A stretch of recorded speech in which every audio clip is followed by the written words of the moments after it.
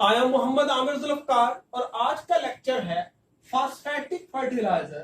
Phosphatic fertiliser जो है ये फास्फोरस का मूजब है। अगर हम फास्फोरस की इंपॉर्टेंस के हवाले से बात करें प्लांट्स के लिए तो उनकी अर्ली ग्रोथ को स्टिमुलेट करता है, सीड और फ्रूट फॉर्मेशन उसको एक्सेलरेट करता है, फास्फेटिक एंजाइम्स बनाता है जो एनर्जी मेटाबॉलिज्म के काम आता है, ऐसे ही रेजिस्टेंस टुवर्ड्स द डिजीजेस है। अगर हम टाइप्स ऑफ फास्फेटिक फर्टिलाइजर्स की बात करें तो उनमें से सबसे पहला जो है वो है कैल्शियम सुपरफास्फेट, जिसको सुपरफास्फेट ऑफ लाइम भी कहते हैं। इसके अंदर तकरीबन 16% से लेके 20% तक फास्फोरस पेंटॉक्साइड मौजूद है और ये oldest water soluble phosphatic fertiliser है जिसको इस्तेमाल में लाया जाता है। अगर इसकी केमिकल कंपोजिशन की बात करें तो ये calcium dihydrogen phosphate calcium sulphate की सूरत में है और इसकी तैयारी जो है कैल्शियम फास्फेट जो कि इनसॉल्युबल मटेरियल है वाटर के अंदर, उसका सल्फ्यूरिक एसिड के साथ वाटर की मौजूदगी में जब रिएक्शन होगा तो उससे सुपर फास्फेट बनेगा, प्लस उससे हीट जनरेट होगी क्योंकि ये एक्सोथर्मिक रिएक्शन है।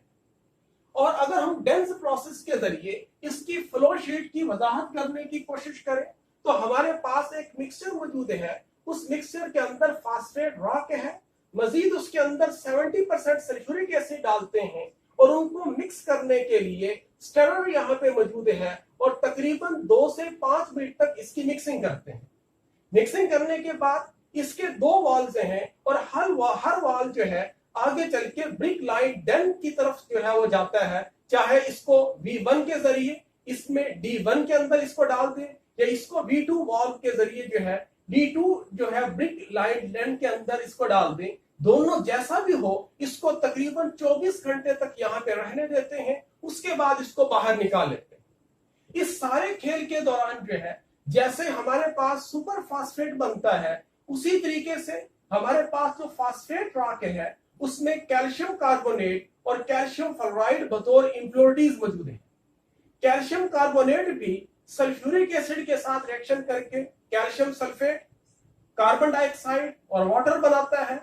इसी तरीके से जो कैल्शियम फ्लोराइड है सल्फ्यूरिक एसिड के साथ रिएक्शन करके कैल्शियम सल्फेट और HF बनाता है। ये HF फर्दर जो है सिलिका रेत जो कि बतौर इंप्योरिटी फास्फेट रॉक के अंदर मौजूद है, मजीद रिएक्ट करके टेट्राफ्लोरोसिलिकॉन और वाटर और ये आपस में कंबाइन करके दोबारा सिलिका जनरेट बनाएगा और इससे हाइड्रोफ्लोरोसिलिक एसिड जो है वो बनेगा। यहाँ पे जो निकलने वाली कार्बन डाइऑक्साइड है उसको बेवरेजेस इंडस्ट्रीज के अंदर इस्तेमाल करते हैं। ऐसे ही जो HF है इसको ग्लास इंडस्ट्री के अंदर इस्तेमाल में लाया जाता है। इसका एक और फायदा है इन गैसेस का कि इन गैसेस की वजह से जो हमारे पास मटेरियल बनता है वो पोरस मास होगा और पोरस मास को ग्राइंड करना आसान है। अगर ये गैसेस इवॉल्व ना होती, जो निकलने वाली फर्टिलाइजर थी बहुत हार्ड होनी थी, उसको ग्राइंड करना मुश्किल होना था और पोरस मास की वजह से ये काम हमारे लिए आसान हो जाता।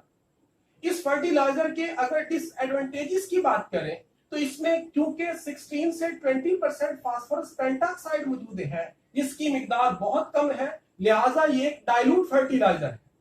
ऐसे ही अगर ये डाइल्यूट है इसकी क्वांटिटी निस्बतन ज्यादा होगी मगर उसमें फास्फोरस की मिकदार कम है। यही वजह है कि it requires relatively heavy fried and handling charges. दूसरा इसका और डिसएडवांटेजेस में ये है कि ये सेटिंग इसकी हो जाती है, लिहाजा ये हार्ड मास बना देता है, हैवी लम्स बना देता है, ये भी इसकी खामी में है। ठीक, ये एसिडिक इन नेचर है, जमीन को जो है वो एसिडिक बना देता है। और दूसरा it causes packages to rot and converted to spill. इसकी एक खामी ये भी है कि जिस कागज के अंदर इसको लपेट के रखते हैं ये उसको फाड़ देता है और फर्टिलाइजर बाहर निकल आती है। फास्फेटिक फर्टिलाइजर्स की जो दूसरी टाइप है वो है ट्रिपल सुपर फास्फेट, जिसको कैल्शियम डाइहाइड्रोजन फास्फेट कहते हैं और इसके अंदर तकरीबन 46% से लेकर 48% तक P2O5 मौजूद है और यह मिकदार सुपर फास्फेट ऑफ कैल्शियम से लगभग 3 गुना ज्यादा है, तो इस वजह से इसको ट्रिपल सुपर फास्फेट कहते हैं। ये बनता है बाय द रिएक्शन ऑफ फ्लोरोएपेटाइट और फास्फोरिक एसिड के रिएक्शन के नतीजे। इसकी जब मिक्सिंग करते हैं तो वो 2 स्टेज रिएक्टर के अंदर मिक्सिंग होती है। उसके बाद इसको आगे चल के ग्रेनुलेटर में भेजते हैं, जहां इसको ग्रेन्यूल्स की सूरत में कन्वर्ट करते हैं। उसके बाद इसको बल्क स्टोरेज में रखते हैं तकरीबन 4 से लेके 6 वीक्स के लिए, ताकि मजीद इसके दरमियान रिएक्शन हो सके और उससे मजीद फास्फोरस पेंटाऑक्साइड जो होगा वो तैयार होगा। फिर उसके बाद एजिंग पीरियड जैसे इसका मुकम्मल होता है, इसको जो है वो पैकिंग के मरीने में भेज देते हैं। उसके बाद है कैल्शियम सुपर फास्फेट नाइट्रेट, जिसको नाइट्रोफॉस्फेट भी कहते हैं। बुनियादी तौर पे डबल साल्ट है इन दो चीजों का, कि कैल्शियम डाइहाइड्रोजन फास्फेट और कैल्शियम नाइट्रेट का, ये बनता है कैल्शियम फास्फेट का नाइट्रिक एसिड के साथ रिएक्शन के नतीजे में, और ये ग्रेनुलेटर फॉर्म के अंदर ये फर्टिलाइजर मौजूद है।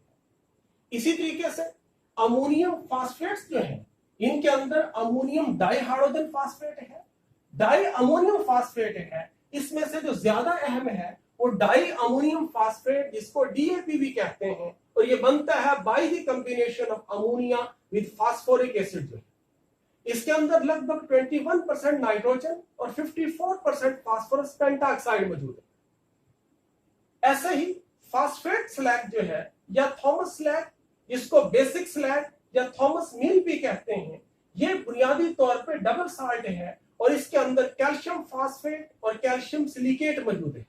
ये एक बाई प्रोडक्ट है by the manufacturing of steel from cast iron जो होगा, जिससे फास्फोरस ऑक्सीजन के साथ रिएक्शन करके P4 और 10, कैल्शियम ऑक्साइड लाइम जो है वो रेत या सिलिका के साथ रिएक्शन करके कैल्शियम सिलिकेट, और ऐसे ही लाइम फास्फोरस पेंटाऑक्साइड के साथ रिएक्शन करके कैल्शियम फास्फेट बनाते हैं। ये दोनों जो है इस फर्टिलाइजर्स के अहम इंग्रेडिएंट्स हैं, और इनके अंदर 14 से लेके 25% तक P2O5 और 40% तक लाइम मौजूद है। इसका मतलब लाइम की मौजूदगी बताती है कि एसिडिक साइल के अंदर भी इसको आसानी से इस्तेमाल किया जा सकता है। इसी तरीके से ये यूज होता है particularly for the production of hay जो है।